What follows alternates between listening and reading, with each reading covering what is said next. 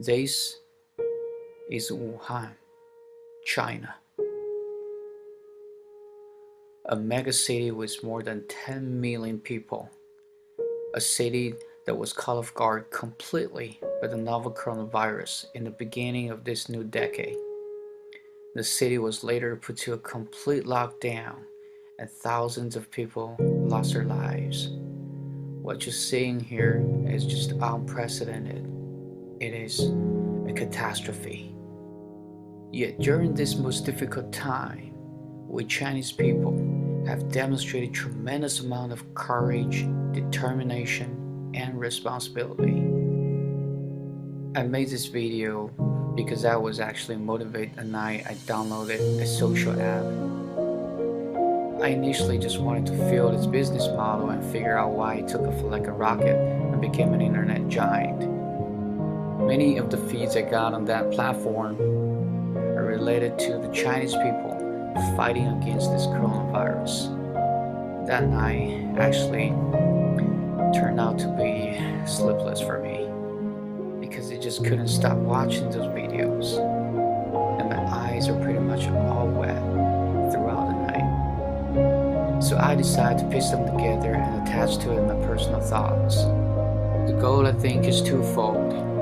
I want to thank and salute all the Chinese people who are right now fighting this coronavirus, and I also hope to make our Chinese voice heard on the world stage, and that's why I'm recording this in English.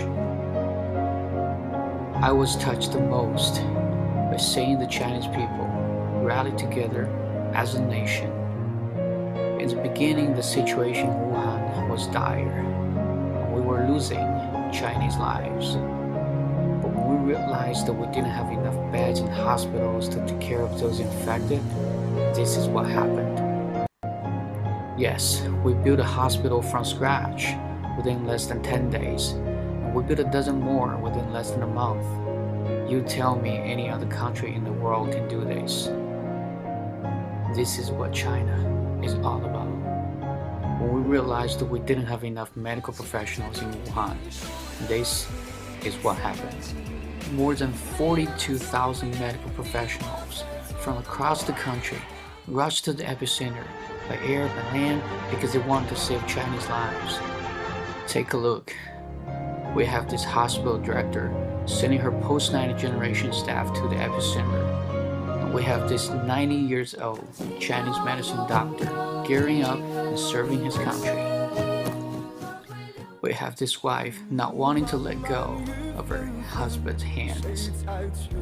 It is heartbreaking to say all this because this deadly virus could mean a one-way trip for all of them. Yet they didn't walk away, not at all. They all put their country first, and they put their family behind. This is what China is all about. In China, we all know our military can be counted on during most difficult times.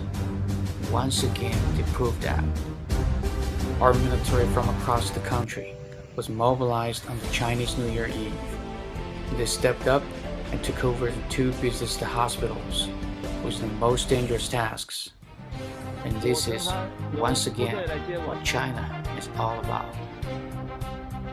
I understand there has been some concerns over the conditions in the makeshift hospitals, but let's take a look what's really happening in there. It's not what you thought, right? They're actually having fun in there. The nurse with the protective gear is teaching the patients to dance. And here we have another one, a karaoke contest. So the medical professionals are not just taking care of their health, they're entertaining the patients to boost their morale. And when their patients recover, they finally got some time to entertain themselves. And that is the best dance I've ever seen in my entire life. And take a look at the patient's reaction when they're discharged. It's obvious how satisfied and how grateful they are. And this is the cabin attendant thanking the plane of medical professionals flying to her hometown to save lives.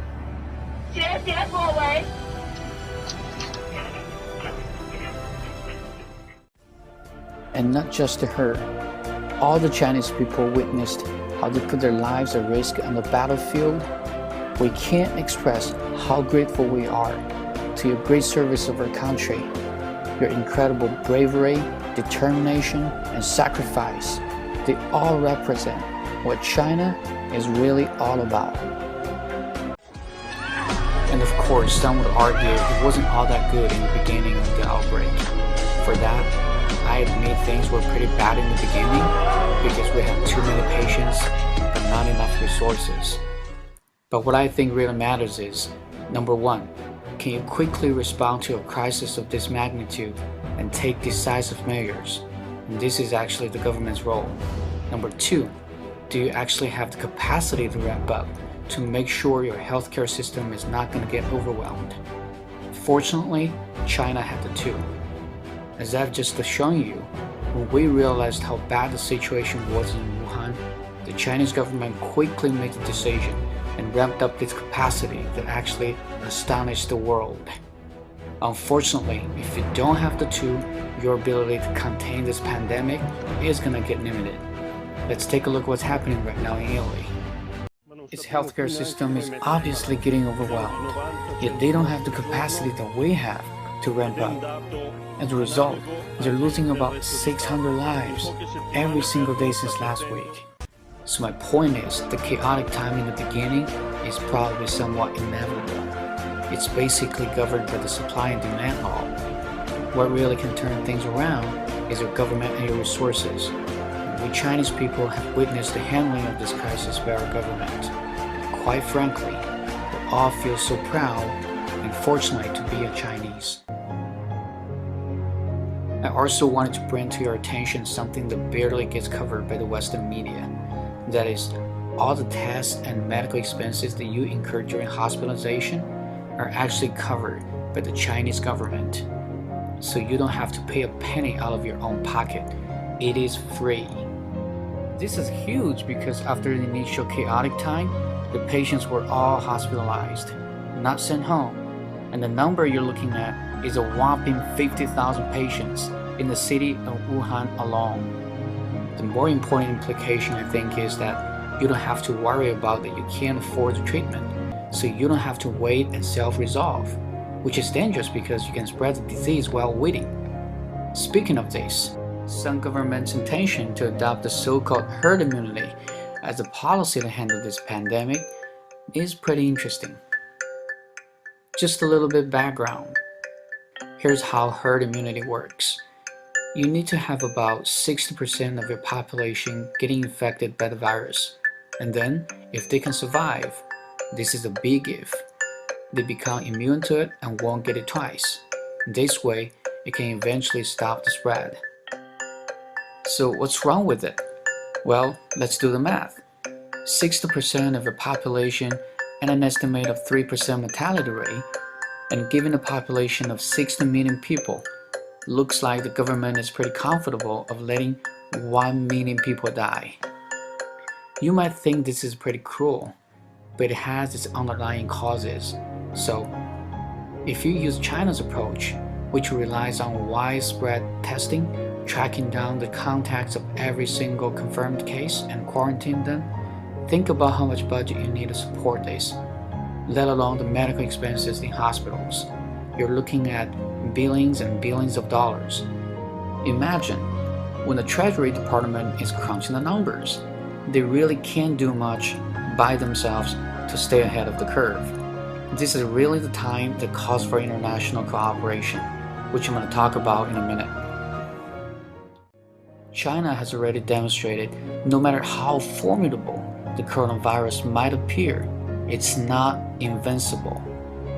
The situation was pretty dire about a month ago, but now we got it under control. The Chinese people understand in a global crisis like this, we're more dependent on each other than ever before. That's why immediately after we got the corona under control, we're sending our medical professionals as well as vital medical equipment to the countries that are suffering right now, because we wanted to help. As a matter of fact, we're helping dozens of countries now, including Italy, Spain, Serbia, Pakistan, just to name a few. And the Chinese government is committed to supporting 82 countries around the globe that either need medical personnel or medical equipment. I also wanted to reach out to our Chinese people. Even though we know we're caring, we're kind, we love to help others, but let's not assume that everybody else knows that. We need to get the message out more proactively. I think this is the time for us to reconnect to the world, and especially to the West. In other words, this is the time for us to rebuild our international image. This is the kind of softer part I think we didn't pay much attention to in the past, partially because of our culture. We're not so aggressive in nature, and we're kind of introverted. But I believe if people are actually seeing our Chinese people risking our lives to save their lives, I think most of the people, even those who previously have prejudice on China, would change their mind. They will come to realize that this friendship is sincere, genuine, and for real. Indeed, this is actually having an effect. Let's take a listen. This is the Italian people singing our Chinese national anthem to express their gratitude.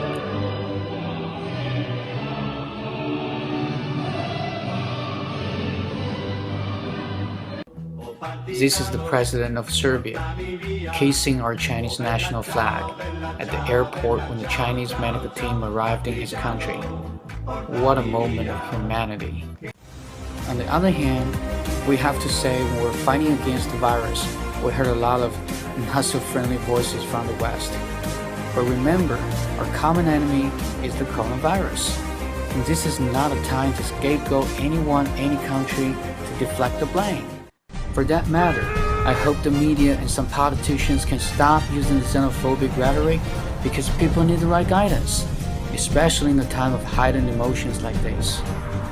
But if we give a second thought, this is no surprise because no country in the world can be free of vicious attack. So if we think it that way and take it lightly, we shouldn't feel frustrated. And we should keep on doing the right thing and helping the world and helping the people in need. Lastly, I wanted to urge our Western friends to put aside your stereotype if you have any, and to start to look at China using a whole new different perspective. Because the China today is no longer the China you knew 50 years ago. I wanted to end my recording by sharing with you one encouraging news.